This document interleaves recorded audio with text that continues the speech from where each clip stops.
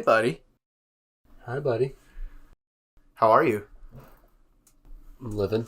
You're living? Yeah. Welcome, ladies and gentlemen, to the Wannabe Network. I am your host for today, Gabriel Fast.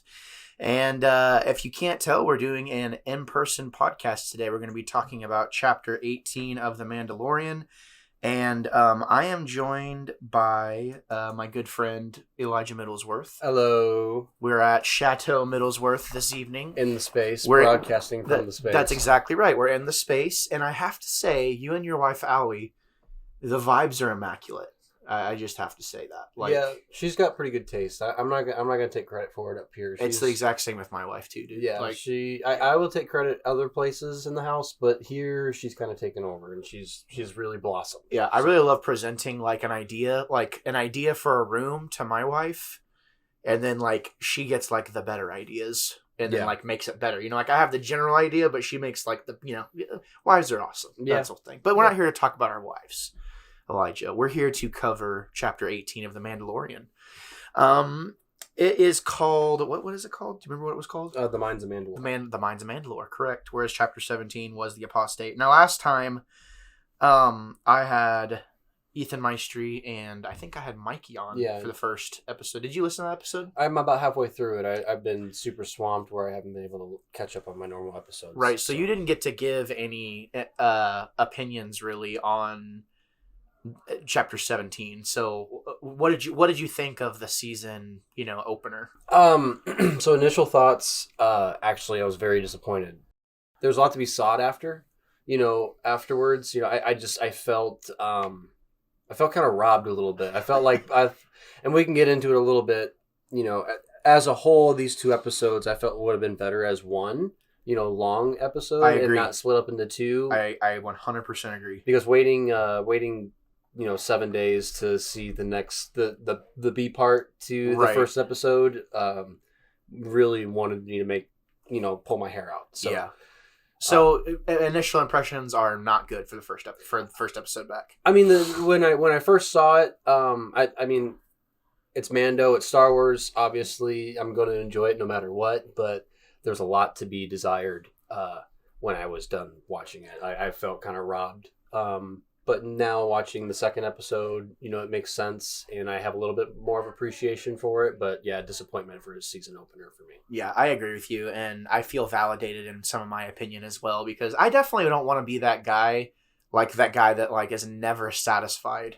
Yeah, and I feel like that's kind of why I've taken a break, a break from Star Wars in a way, is I don't want to be so critical of it all that I can't enjoy, at the same time it's I want people to just leave me alone whenever I don't like something. Yeah, you know what I mean?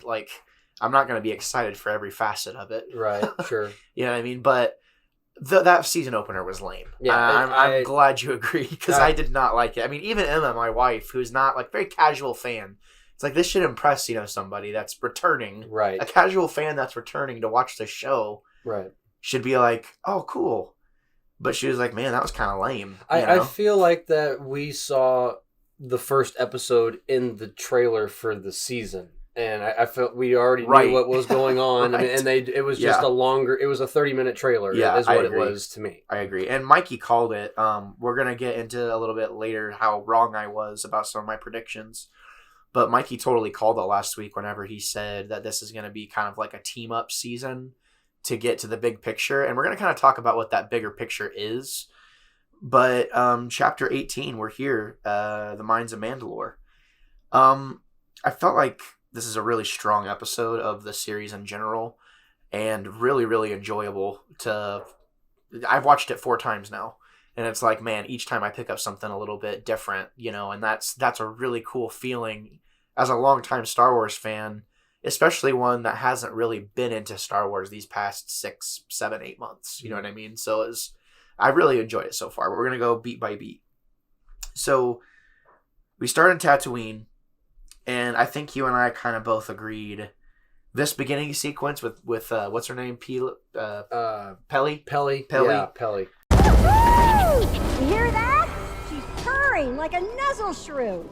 I think he's talking talking to me. Did you hear that? He said Pelly. Why wouldn't at least give us just that part as like the end of the first episode? Yeah, right? a little comic relief at the end, right? Would have felt a little bit better closing out. I mean, I get the need for dramatic effect, but, right? But you know, still, as again, an opener for the episode this strong, it seemed kind of unnecessary. I mean, yeah. It's probably an opportunity for them to display their, costume design. I mean, that Rhodian costume was pretty impressive. Oh, totally. And then you get to throw the Jawas in there, too. It makes sense to why the Jawas would be there in the first place. Right. To find the IG unit's head unit or whatever. Right. But it just seemed super unnecessary. And again, campy. And you know me, I mean, in previous episodes where we've seen this character in Boba Fett and even previous episodes of the Mandalorian previous seasons, I mean, I've actually enjoyed her as a character. In this instance, it was unnecessary. See, I'm the opposite. I usually hate her. Yeah, I know, and you've made that very clear. But I have to say, she's actually growing on me. Like, I feel like I was so critical in the past, or maybe just not as receptive to like what they were trying to do.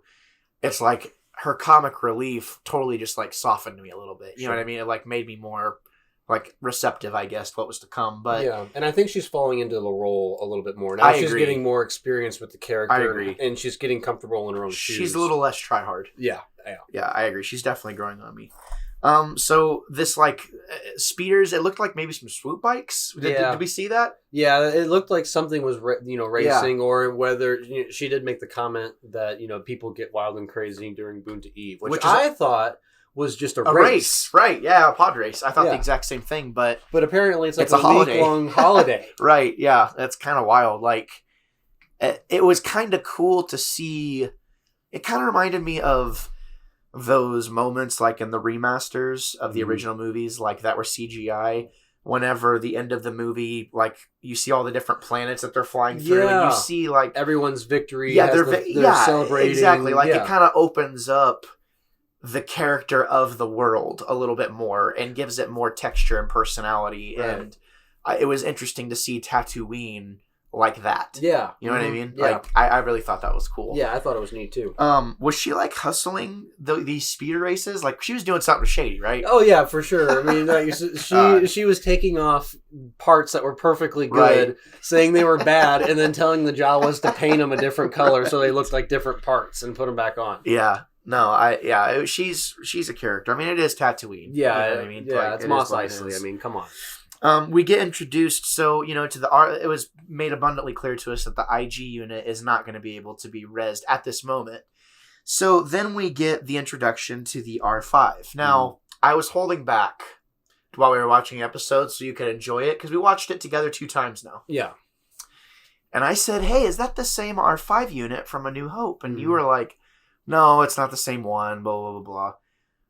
Elijah, it is. How do you know? I looked it up. R5D4, and it's actually kind of interesting. Okay. I looked up a really cool article. I'm going to read this to you. Okay. Shout out to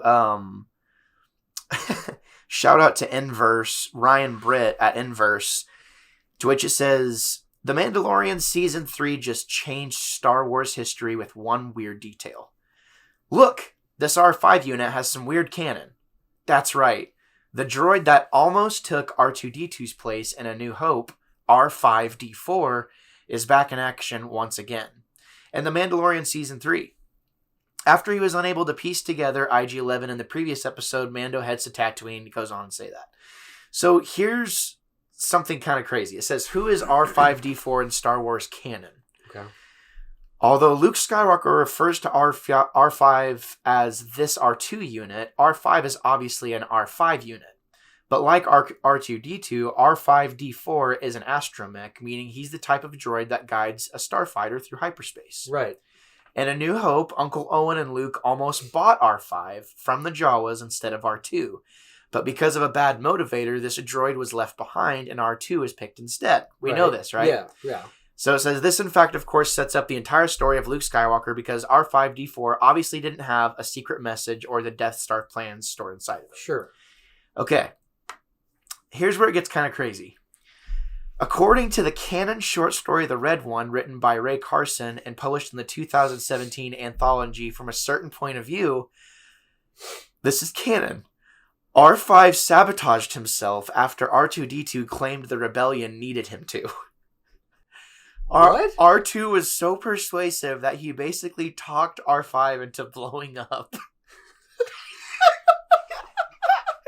What? This story reconciled several Legends tales that suggested the same thing.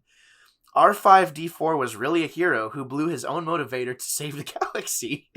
We've seen him on screen since Mando Season 1, but now there's a new wrinkle. Did R5, the Red One, fight for the Rebel Alliance too? It keeps going. Peli Motto outright tells Mando that R5-D4 used to be part of the Rebel Alliance. Right. Is she lying? Clearly, she's fibbing a bit about R5's abilities, mostly to make, some money. Right. But it's possible that this change to the Star Wars canon might be legit. In the 1989 Star Wars role-playing game book, Galaxy Guide 1: A New Hope, it is revealed that R5-D4 became a spy droid for the Rebellion. Now, most of the 80s role-playing stuff is no longer canon, but the 2015 reference book, Ultimate Star Wars, which is considered canon, also mentioned that R5 eventually became part of the Rebel Alliance. So in between A New Hope and Mando Season 1, R5 got up to all sorts of action and then somehow found himself back on Tatooine. Either that, or he was a spy droid for the Rebels this entire time, just like in Legends canon. Either way, because of all this background, and because R5 actually knew R2's mission, this means that this droid is more than just a punchline. Although he's skittish when Din Djarin takes him to the surface of Mandalore, we should probably assume that R5 has been in some huge scrapes. C-3PO constantly complained about the danger he was in, even though he'd seen more action than most droids. So despite his underrated reputation, it's possible that R5-D4 is even more hardcore than Mando and Baby Yoda combined. In other words, this droid has seen things you people wouldn't believe. Face! That's really cool. Right? That's really Dude, cool. I mean, it's just like, it can't be a coincidence, right? Right. I get that, but so that was my whole thing, but I guess that answers it if he's a secret droid. Well, if there's multiple references, well, it's not saying one or the other. It's like, these are old legends, so it's like he could be a spy. It's either he's a spy, and he's been a spy for the Rebellion the whole time, or R2 legitimately convinced him to blow up.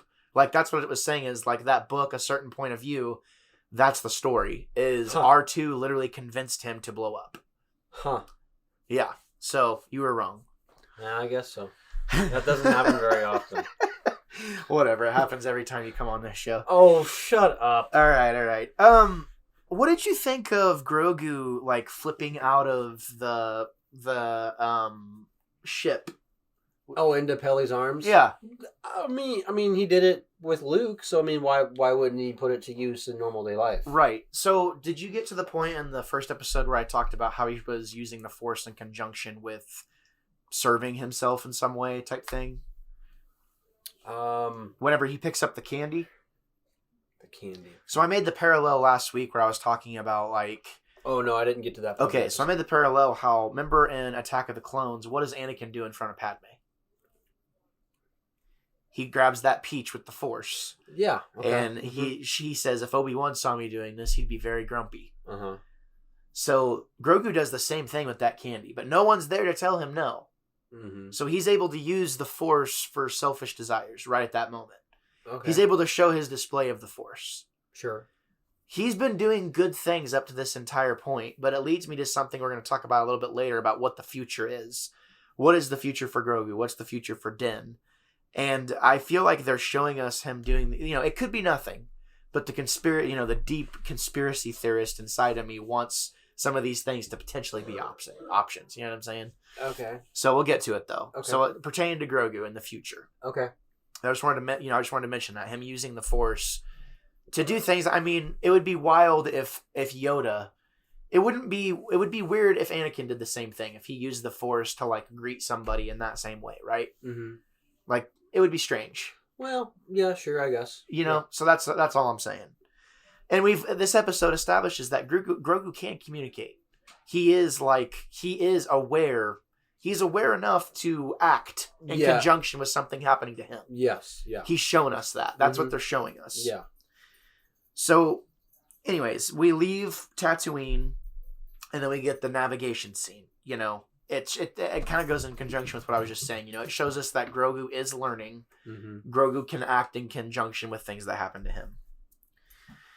Now we get to the next part. Did you have anything to say about that navigation scene? I feel like it's set up nicely for what happens later. Or was it a little too on the nose? You mean between Din and Grogu when he's kind of father-sonning it with him a little bit? Yeah, after they grab the R5 unit and going back. Yeah, I actually really did appreciate that scene as far as like character development, because we're seeing Din Djarin turn into, from this big bad mercenary into a actual father figure, and it makes you actually wonder about the two of them as a family, what the future holds for them as a family. How is this dynamic going to work between the aging? Right. You know, so it pulls it all together, and it makes sense because now he has to pass on his knowledge as a Mandalorian to a new generation of Mandalorian. Right. But you can also see that there is true like love and care and respect between the two, and they are legitly a family, which is really cool. It brings that drama dynamic to the situation. Right. Yeah, no, I agree. And I feel like it might be best too if maybe we just have an entire episode about what our future Mando predictions might be. Yeah. And what the big picture is, but we'll I talk like about that whole what if scenario. Yeah, we'll talk about that in a bit. Yeah. So I'd like to get to a main topic, and say I was completely wrong about where the show is going. I did not think we would be to Mandalore at all this season. Really? I didn't. I thought this was going to be kind of what Mikey was saying, like recruiting. And, you know, to a sense it is. Like, you got the R5 unit. Yeah. And, like, it's great that we're on Mandalore. Maybe if we're going to spend the entire time on Mandalore, that's awesome. I hope that's the case. Once we're there, I just have to say, it looks so good. Whenever they go underground, I got like Mines of Moria vibes. Yes. You know, and it's just like it's cool. All I could think about when I was walking through, you know, not walking, but watching them walk through this place, like I would love to explore it, to walk around and explore it, and I would loot. So think of all the artifacts that you could bring. Dude, I literally thought that exact same thing. I'm like, this is a perfect setting for video game exploration. Yeah, and that just goes to show how good they are making this content now. Yeah. I mean, like how much time and effort and money they must spend to put into these episodes. Well, dude, are they showing us this Mandalore? Could we see that in the next Jedi game? Yes, that'd be Could awesome. that be something that happens where Cal goes to Mandalore, and you know, because like I actually have a magazine that's has, I was gonna, you know, read that and talk to you about it, but it's like a cover story specifically talking about what it's about, and it's like this is supposed to be kind of like an Empire Strikes Back moment for Cal. Oh, like he goes to dark places. He's gonna suffer pretty. Yes, bad. I mean it shows him.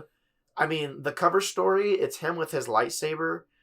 But like the background is red. Yeah, and he has a blaster. He has a blaster on. It's very mirror to Luke Skywalker. Yes, totally. Yeah. Very much so. Very much so. So, anyways, that's a side point. But I don't know. I'm gonna just put that on the record. I'm calling it now. We're going to Mandalore. That'd be next. I would dig that. That would be dope. That would be dope. But no, it looks so good. Yeah. You know, it's the desolation is. It immerses you so good in the world, and how the light is peeking through the top. You know, and. You know, even like how the planets changed and adapted, the Anzellans, you know, they fight a couple of times. Those things, they're going to eat whatever they can. You know, I thought that was a pretty cool addition. Go ahead. You have something? No, I just thought that I was going to bring out the point of how cool it is that Dave Filoni and Jon Favreau focus on kind of really what this period of time is, and it's the aftermath of a lot of destruction. I mean, we have the Mandalore episode. It's desolated. It's been destroyed, been glassed practically by the Empire. And then you have that one episode in Rebels. Or I guess, no, that wouldn't have been the Empire's fault. But, you know, just the fact that they're looking into lore, the episode where Ezra finds Maul and Ahsoka fights Vader. Oh, yeah. So, and they're on that desolate planet. Like, the vibes are very similar. I really appreciate that. Totally. Going back and trying to unlock mysteries of certain things like ancient lore like that. I totally dig things. Yeah, no, I agree. I very much agree. And I have to say, like, that whole sequence made me want, I was going to replay it Jedi Fallen Order anyway because of the PS5 version.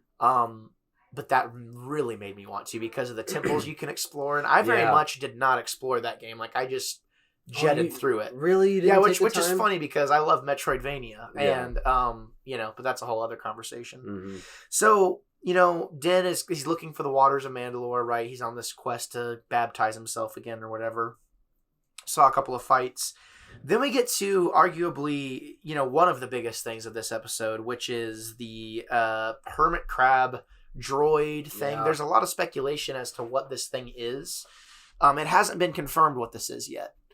I've been reading stuff on the internet.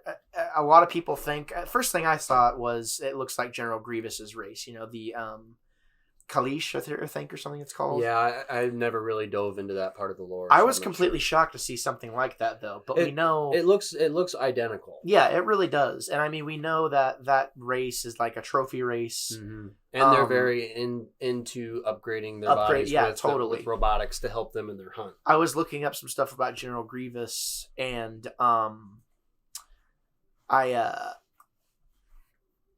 It said that he had survived like a really bad crash, and the body that he found himself in and why he was kind of always ailing is because it damaged his vitals really bad. But he has the ability to do that, to modify himself. So there's a lot of people on the internet that think it actually might be the remains of Grievous himself.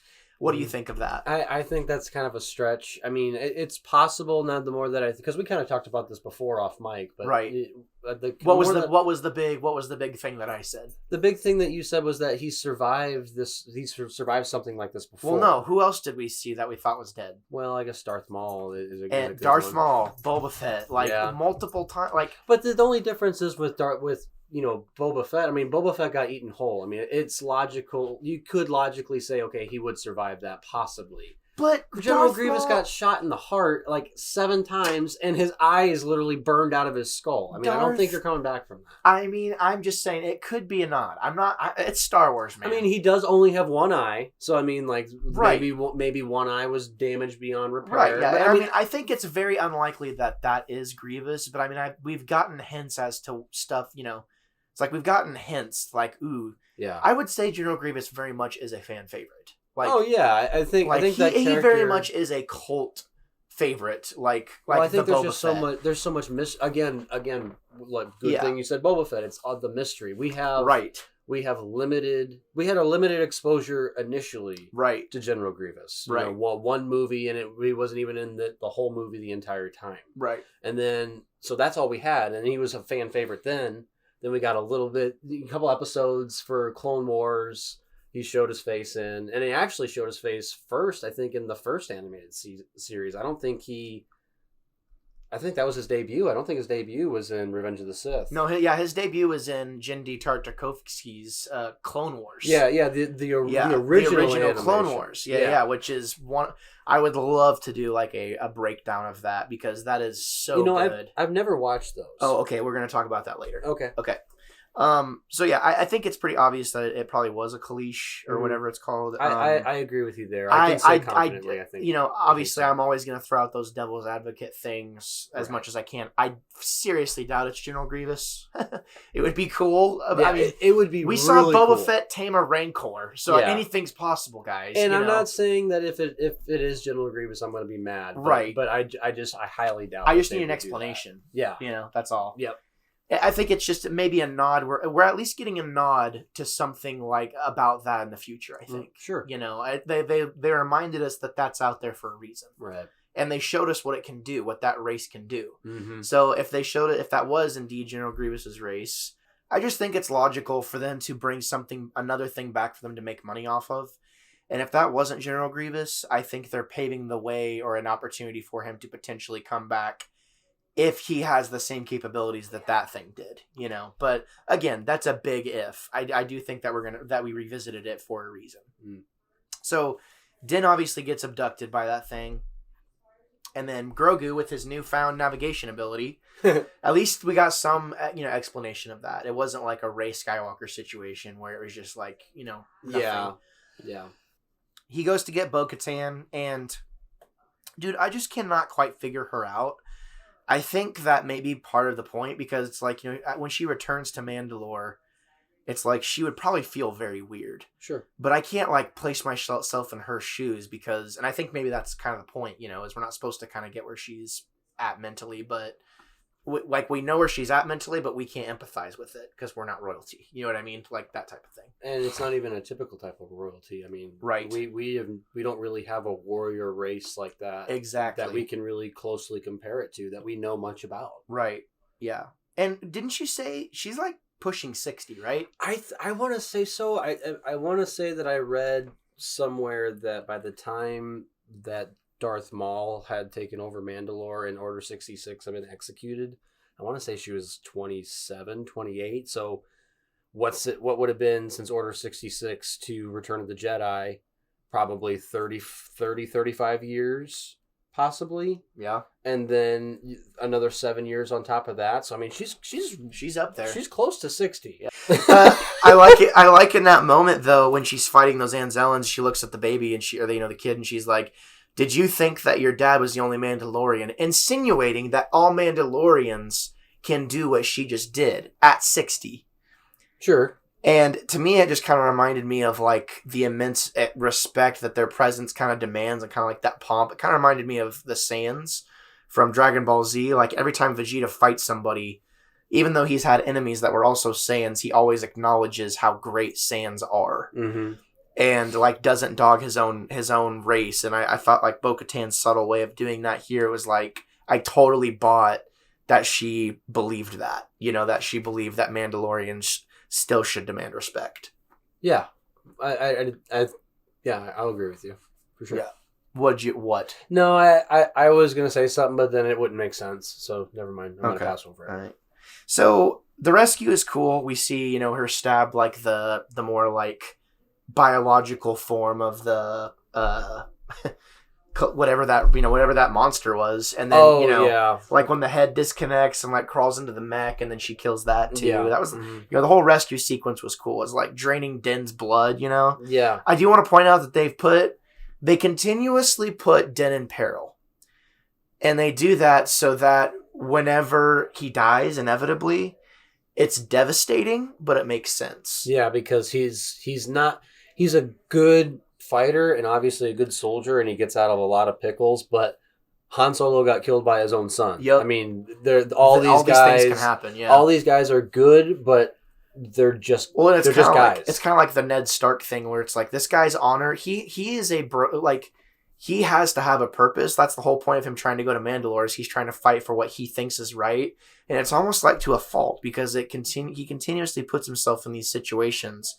And I think that the Force is like, that's going to play into this, is like the Force is actually using him to fulfill some sort of grander purpose, which again, we'll talk about later. But I just thought it was really interesting, like seeing him so devout in something that that he has to be questioning internally, but he's doing what he thinks is right because that's all he knows. So that is going to bite him someday. Mm-hmm. Whether it be with himself or, you know, Grogu, or something's going to happen, or maybe he does something that gets him killed. Something's going to happen. But I feel like they continuously put him in danger so that whenever he does die, it makes sense, but it's emotionally devastating because it's like, okay, he's gone. You know, it's like an old friend that's gone. Yep. So I said, you know, Din's loyal to his code, has honor, always do what he thinks is right. So then we get to the Mythosaur lair towards the end of the episode. And, you know, if you do some reading on the Mythosaur, it's kind of hard to find a lot of lore, but it always looked like the Mythosaur was a land animal. Yeah. And, you know, like almost kind of like a T-Rex, like a giant T-Rex of sorts with like, you know, kind of like a dinosaur looking beast. And we've seen skeletons. Dragon kind of a beast. Dragon kind of a beast. Yeah. So we learn that this, you know, mine was its original lair, where legend says the original Mandalore tamed, you know, the Mythosaur, right? Because they rode them. They were a riding beast, correct? Something along those lines. I don't know a ton about it, but I just know that they were a land animal. I'm like 99% sure. Mm-hmm. So whenever Din says his vow, he says his creed, he's completed his mission. He's doing what he said he's going to do to get, you know, take a dip in the Mines of Mandalore. So he's going to have some sort of proof, or something's going to happen, but whenever he takes his creed, he gets sucked down to the very bottom of the pond very quickly, I might add. Yeah, that was weird, right? I could not. I mean, why she had to use her jetpack to swim down? Well, and I think I think it's very symbolic how it kind of. To me, I immediately think of like the Jedi Order and how there's some things that kind of seem like ritualistic and kind of like silly in a way, but they all kind of bought into it. Whereas like this backbone of this organization for Mandalore, no one's left for it, but there's still that one guy that's trying to do something. And I think they use a lot of imagery here to tell us what is coming in the future, because whenever he gets dragged down, if we're trying to emulate like a baptism of sorts or a rebirth, it would make sense that he would have to take a plunge or take a leap of faith, so to speak, or a forced leap of faith. He'd have to get extra clean. Exactly. Let's say. Yeah, exactly. So then when she saves him, we do see, something that looks like, underwater a mythosaur. I mean, it doesn't look like a mythosaur. It is. It's a mythosaur. It is mythosaur. But my initial thinking is like, did they have it all wrong about what the mythosaur actually was?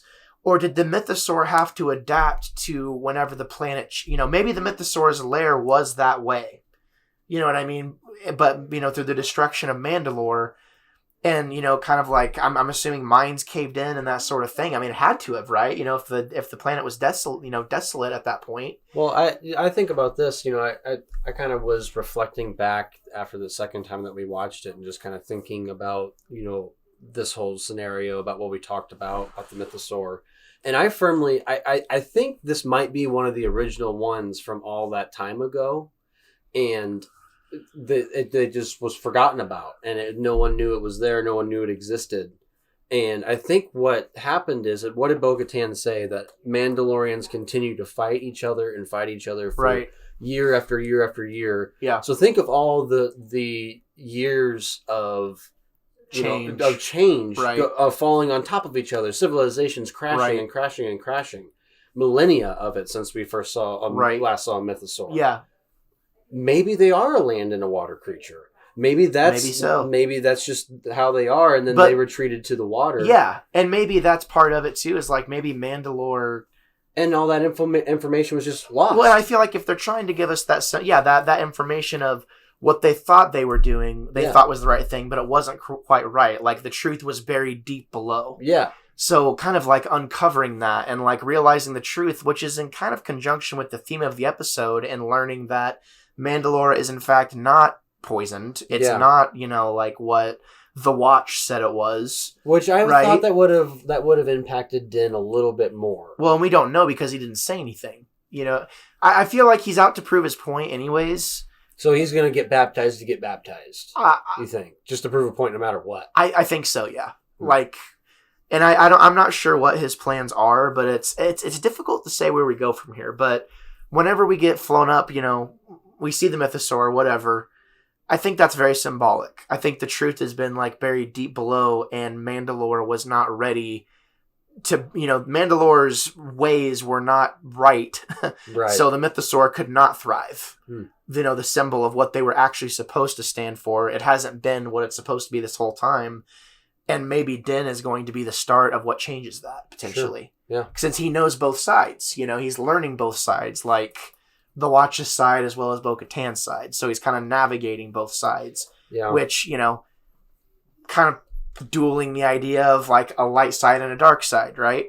Sure, yeah. I feel like there's just so many similarities, like deep similarities between the Jedi Order and like the Mandalorian way. Well, and that's to be with any storyline. I mean, you look at the Lord of the Rings, look at Harry Potter, look at all these other fandoms. I mean, it's all based on a source of not necessarily good and evil, but a light and a dark. Something. Right. Maybe it's the same idea. Two different sides of the same idea, but just one is a little bit more sinister than the other. Right. Yeah. No. Or at least present. There's gonna let there be a polarization a little bit of between the fan base of like. It's kind of like the Civil War thing, right? Yeah. With Marvel, it's like some people are going to see Cap's side, some people are going to see Iron Man's side. Yeah, and it's fun to have those conversations and those moments within the fandom. you said something really interesting. You're like, oh, they're going to make Din. Din's going to ride the mythosaur just like Boba Fett. And I thought, if that happens, that's a really like cool way to parallel what Mandalorians are capable of. Yeah. And their natural ability to tame. Mm-hmm. So, and that would make sense too with like Jango Fett and his story, like the stuff he did like in the video games and stuff like that. Like it would be pretty cool, you know, to see if that happened. But I don't know. I feel like there's a deeper conversation there that we'll have to probably, you know, wait for the next conversation. Yeah, I think you're right. I love the world building in this episode. I think this is probably one of my favorite episodes. I liked this episode probably as much as the Boon to Eve, like whenever he gets the ship, his new ship. Oh yeah, this is probably up there for like that's probably my favorite episode, and this is up there for me. Yeah. It was good. I really appreciated it, but again, it was just I felt like there was a lot of content and not a whole a lot of content but not a lot of content at the same time. Like there was a lot of show, but wasn't a whole lot of meat. But what we had in the storyline that was there, it was great. It was a good one. I wouldn't say it's my favorite just because of the empty feeling, but it was a very good episode. I just feel like it was like a really good self-sustained story. Like if that was the only episode of the show you had ever seen, I would have been so confused for me. I mean, yeah. I mean, I guess so. Like, there were multiple times. It was filler. There was multiple. Hold on, it was not filler. Not filler. They went to Mandalore, like one of the main points of the whole show. Filler wasn't the right word. You hush. Yeah, We're done. We're done. Ladies and gentlemen, you'll have to excuse my friend. He's had some drinks. No, he hasn't. Sprite. Yeah, I'm just teasing. No, we like to have fun here, but what do you think? What do you all think about the Mandalorian this season, Chapter 18? Are we gonna put a poll up? Yeah, for sure. What do you want to poll? So let's put that up there. Can we do? Is there a review thing where they can? Yeah, we can put a question like, "What do you think of this season so far?" I really like that. And then I didn't get to use it yet. We can say here what this will be what the poll is. Who's right this episode? Gabe or Elijah? We all know what the answer is going to be. Do we? Me. Yeah. Okay, you're wrong. Yeah, I really liked the whole idea of the poll on the last episode. I didn't get to use it yet because I didn't finish it, but I thought that was cool. Yeah, that's a cool feature. So we're gonna table kind of our predictions for a different episode, because we realize it's already been a while, a bit, and that's such a big discussion. We don't want to put it in this episode. So if you've been waiting for that, sorry. But tune in, maybe, I don't know, in a week or so, maybe there'll be another episode out. So thank you so much for listening. Thank you for any support you give us. We really appreciate it. And thanks for welcoming us back if you're listening. Elijah, you have anything you want to say? No, I'm glad to be back. Let's keep doing this. Let's make it a regular thing. And let's not wait too long in between doing in-person podcasts. This was fun. Yeah, I agree. Yeah. I hella agree. Yeah, this is a lot of fun. A lot better than over a computer. Yeah, but it's 10 times better. Yeah. Or it's 1,000 times better. Yeah. In person. It's just more fun. A wise man, to table the show, a wise man once said, "Auf Wiedersehen."